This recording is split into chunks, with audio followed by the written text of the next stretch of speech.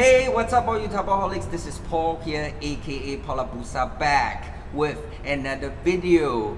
Now guys, this isn't one of the regular Taobao hot videos, so if you're interested in that, please come back next week. So guys, I've been wanting to start a vlog for the longest time, but didn't do so because of the subject matter. You know, I don't have an interesting job, I don't have an interesting lifestyle as well. If I started one, it would be very boring. I finally am starting one now in this new series called Talk Car. Now you guys might not have known, I've always been a proper petrol head. I used to own a 2007 STI. I take it to the track occasionally and I do modifications to the car. I'm also into racing simulators, and that's why I have the triple screen setup and the racing chair and everything. So yeah, it's my passion.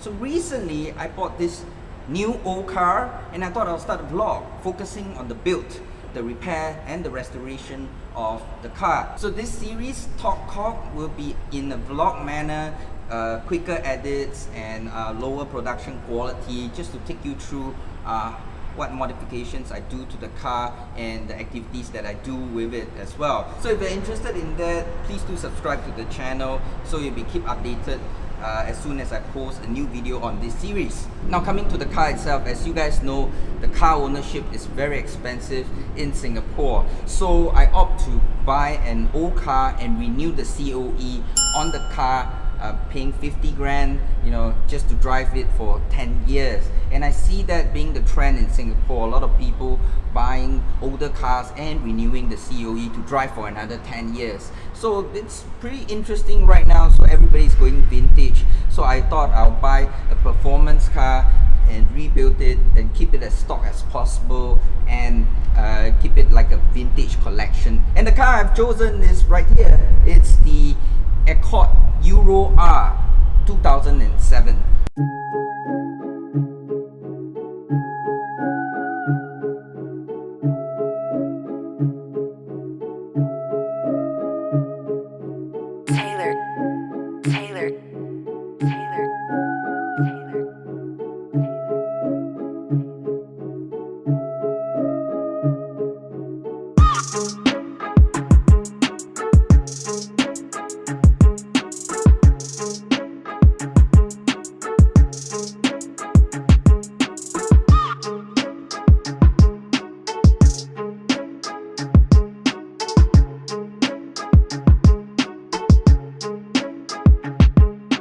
So I bought this car for a really good deal. A friend sold it to me for just the scrap value and about 3,000 for the body. There are a lot of repairs to be done, so you win some, you lose some. So here it is guys. As you can see, it came with an aftermarket body kit. Because the ride height is pretty low, it scraps the floor when you go onto a ramp, for example, and then, you know, bits and pieces of the paint fall off or it cracks. You know, take a look at this. This is a cracked paint, this is a cracked paint, and then, you know, if it can't hold itself, it chips off. This is loose. Over at this part of the fender, you can see that this part broke off as well. The fog lamps have been removed by the owners as well. So this car comes with standard HID projector lamps, and one of the light bulbs was blown, so I replaced both of them recently. So it came with SSR Type F rims, which is very lightweight. Love those rims, but one of them was dented pretty badly, so I got it fixed at one of the local tire shops. So as you can see, the paint is pretty bad. The white has already darkened and there's a lot of all these marks that are there that could be polished off, but I'm gonna give this whole car a spray paint soon. I've already polished off all the black marks on the fender, the bonnet, as well as the bumper.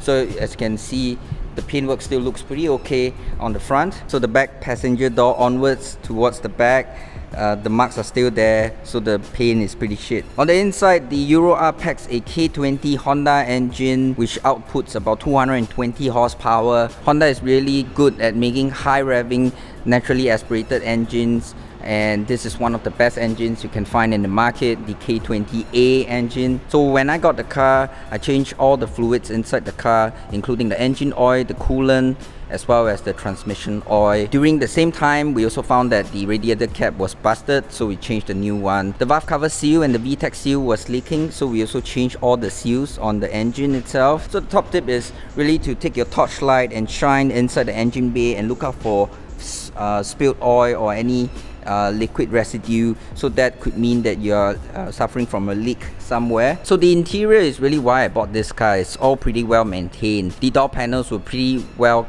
maintained. There were no scratches. The seats did not have any tears. This car comes with standard Recaro semi-bucket seats, which is really hugging. I find them really comfortable. This is the first time I tried them. Really comfortable. At the back, it's also fabric seats.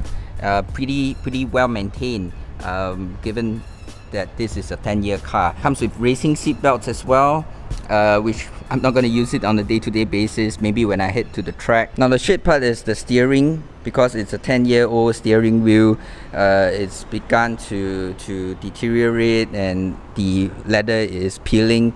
So you get all this peeling around the steering and all this residue. It lands here at the console, pretty much of a hassle, and then it lands on your hands as well. So over here we have a reverse camera which the owner installed, and also the Apex RSM. Now this is actually a monitor that shows you your battery, your speed, your rev. However, the real reason why people install this is really to remove the speed cut, because all JDM cars have a speed cut of 180 kilometers per hour. This removes it completely. Also, it came with an oil temp gauge from Daffy. If you're driving a VTEC engine, you definitely need the oil temp gauge because it gets pretty hot inside the engine for VTEC. So as you can see, the meter is also only until 180 kilometers an hour. That's because of the speed cut. Now with the RSM, you can go beyond that, but your meter will still show 180. The RSM would tell you any speed beyond 180, so you can check this out if you want to know your actual speed. So I already bought an aftermarket steering wheel to replace this one. I'm just waiting for the boss kit to come from China. I ordered one from Taobao. So overall, I'm gonna keep the theme very consistent. I'm gonna keep it white, red and black. For interior modifications, everything will go according to color theme, you know. So before you begin a project to mod your car, always have a theme in mind, what you want to achieve. For mine, I have a color theme, so I'm going to stick to that color theme. So over here we have the twin Fujitsubo exhaust that came with the car as well. This is completely street legal, came with the cert and everything. So it comes with a pretty nice exhaust note. So let's cut to the footage.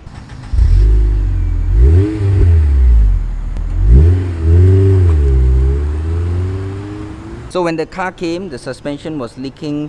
It's leaking up here in the front as well as on the back, all on the right hand side. So I'm going to swap up the suspension for aftermarket coilover soon. So just stay tuned for the next episode. So that's pretty much it, guys. The build of the car as it is currently. Next episode, I'm definitely going to feature the suspension change as well as the steering change. So stay tuned for the next episode. Let me know in the comments if you like this series and if you want this series to continue. Otherwise, I might just scrap it. Yeah, I'll see you in the next one. This is Paul here, signing off. Ciao.